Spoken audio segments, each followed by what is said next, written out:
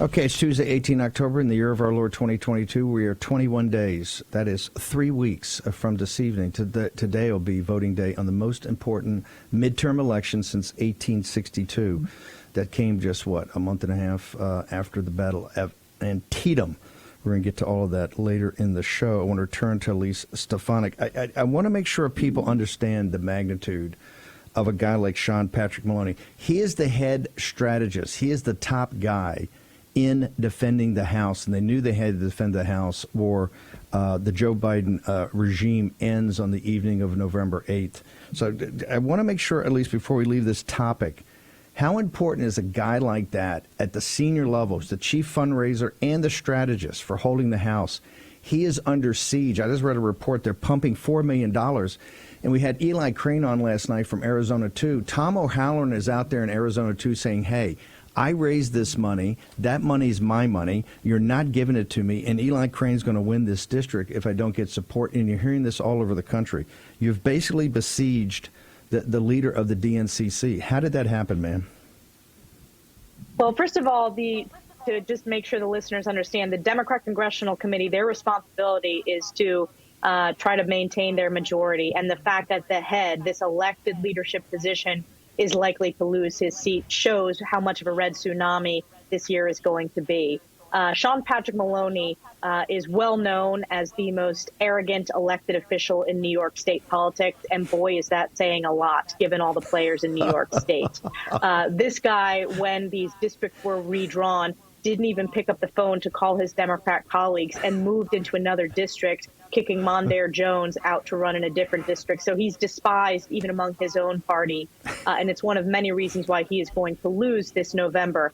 In addition, Sean Patrick Maloney, when he ran for his failed campaign for New York State Attorney General, he said his number one priority was to support Democrats' failed bail reform, which has led to the crime crisis, which is the top 2 issue in New York State and the top 1 issue in parts of the state. It is the most effective issue we have when it comes to holding Sean Patrick Maloney accountable for his out-of-touch policies, his rubber stamp for Joe Biden and Nancy Pelosi, and just his sheer arrogance and entitlement. On top of that, what has Sean Patrick Maloney been doing the last couple of weeks? He's been raising money in Paris, in London, in European cities. That's where the Democrat majority is having to go to try to raise their final funds as we push these last 21 days to the election. Republicans are outraising Democrats. We're going to win that race. Mike Lawler is an exceptional candidate who is our Republican nominee. Is that the picture I saw that they were sitting on the balcony with the Eiffel Tower in the background? There's some beautiful apartment on the river right there in Paris. Was that it? That's a fundraiser. They're raising money. They're raising money in Paris to put it into the Hudson this is Valley? not the first time. I think that picture was the last time that Sean Patrick Maloney had fundraisers in Paris and European cities. Sean Patrick is known for doing European fundraisers of American expats, and it just shows out of touch the Democrat leadership is and the Democrat Party is with the needs of the American people and the needs of the constituents in the Hudson Valley district. It's one of many reasons why Mike Lawler is going to win. He's an assemblyman who flipped a district from Democrat to Republican that no one thought, the media thought Republicans could not win. And Mike Lawler is going to do it again and make history this November when he defeats Sean Patrick Maloney.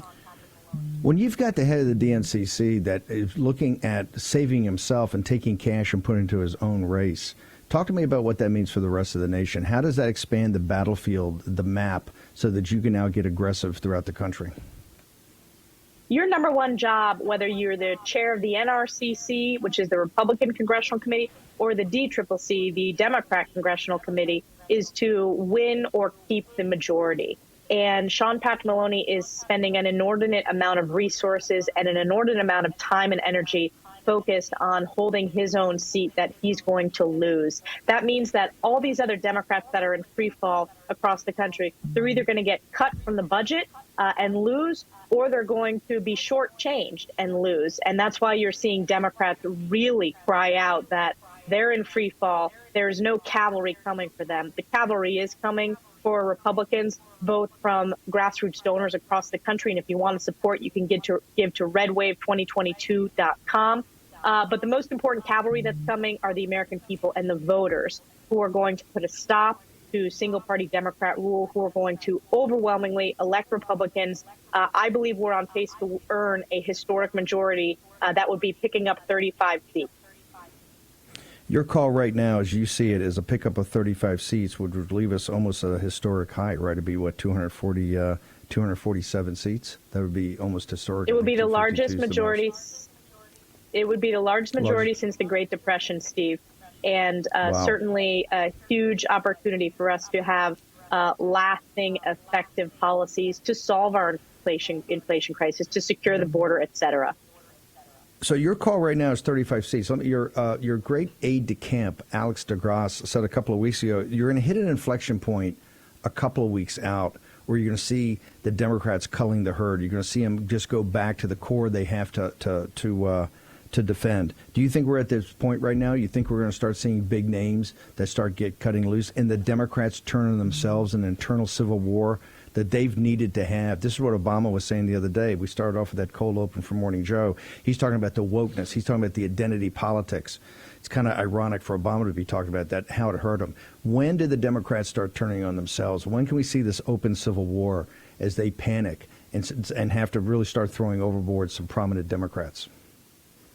Well, they already are turning on each other, Steve, and the mainstream media loves to brush that under the rug. But the reality is, I mean, members of Congress, we know the concerns. We know folks on the other side. And there are huge complaints about both Pelosi's leadership and Sean Patrick Maloney, huge complaints about Joe Biden and his absolute failure. And I think the Barack Obama interview is notable not just for his critiques, which are very obvious of today's Democrat Party, but also the fact that he's trying to protect his political identity because he knows Democrats are about to face a historic wipeout.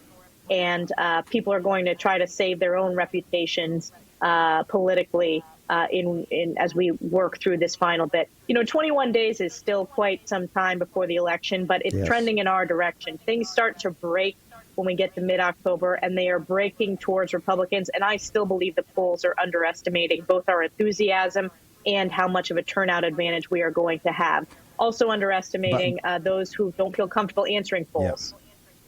By the way, we still have to get to the ramparts. This is a long way from over. Everybody, we want people volunteering. You can go to all the different sites we put up. You can go to the site of Elise and get more information. Real quickly, Politico's lead story today is about how the Wunderkind class of 2018, all these superstars that the Democrats were hoping to basically get ready to run statewide, are all under pressure right now. You could lose 2/3 of the class of 18. This is how you destroy the Democratic Party as a national political institution. But let me pivot to New York State. The most underreported story in this cycle right now is the red wave coming in the great state of New York. You just walked through the congressional seats. Talk to me about the governor's race, the attorney general, all of it, because all I'm hearing right now is Lee Zeldin is on fire and closing Hochul very rapidly. Lee Zeldin is absolutely on fire in terms of closing the gap. We've seen those numbers shift tremendously. And again, Kathy Hochul, no one thought we could have a worse governor than Andrew Cuomo, but Kathy Hochul achieved that unbelievable achievement. She has been a worse governor. There are more corruption headlines every single day.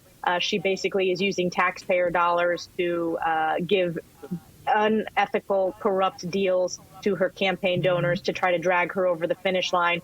Meanwhile, you have crime erupting in New York State, including literally on Lee Zeldin's doorstep. And he is out there every single day bringing attention to issues, whether it's the congestion pricing, which is a tax on hardworking New York City and New York residents, or whether he's highlighting just the failed bail reform policies that have prioritized criminals over law-abiding citizens. But I did want to touch upon that article you referenced about the quote-unquote 2018 Wonder Kids. That was a wave election year for Democrats, and I've always said that class of elected Democrats is ripe for a rude awakening, and they are about to get one.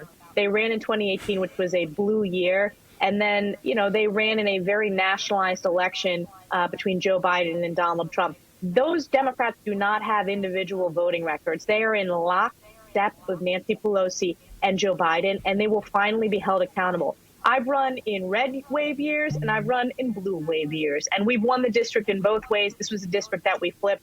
I think most of those rising stars are going to get wiped out this election cycle because they haven't kept their promises to their voters. In fact, they're not independent Democrats. They are just rubber stamps for Nancy Pelosi, who's been in the majority since they were elected, and Joe Biden. You're saying that political article, we'll talk about this in the second hour because I know you got to bounce. You're saying right now, your called shot, not just 35 seats, you're saying that the great class of the Democrats, their bench, the one in 18, you think that's going to get wiped out? I think that class, I mean, that's the class that built the majority, and those are the seats that we are going on offense, and we have a much bigger playing field than just those seats. So I think we're going to have clearly a much larger majority if we continue to do our job and voters really make sure that every vote matters and every vote turns out. But those high-profile candidates who were featured as the majority makers, they're about to lose their election because, again, they voted in lockstep with Nancy Pelosi. They own this inflation crisis. They own this crime crisis. They own this border crisis. They own all of it. They caused these crises. And the American people are smart. They see through it. And there's tons of infighting on the Democrat Party side. Again, the mainstream media outlets that no one in America watches, like Morning Mika and other shows, never like to focus on the infighting among Democrats, but it's real, and it's going to have implications on Election Day.